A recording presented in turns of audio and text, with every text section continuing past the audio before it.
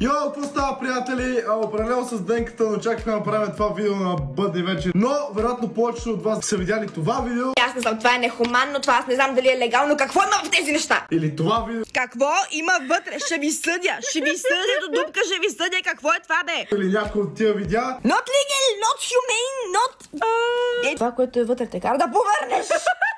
В което тези две момичета хвърлят така доста сериозни обвинения върху Лава Беар, върху бранда ни. Това не са нормални цветове. Това изглежда малко по-токсично от токсичните отпадъци. Днес искахме просто в това видео да изясним някои неща, да ви обясним така малко по-сериозно за напитките и за цялостната им консистенция. Явно доста от вас първо не са разбрали какво има в тях или не са се позаинтересували, или дори не са прочели етикета. Първото, което аз искам да кажа, че наистина не отправяме абсолютно никакъв хейт към тези момичета, към създалата си ситуация. Искаме да обърнем внимание на най-често срещаните коментари, които се отнасят към напитките Лава Беар. Първият коментар, който е най-често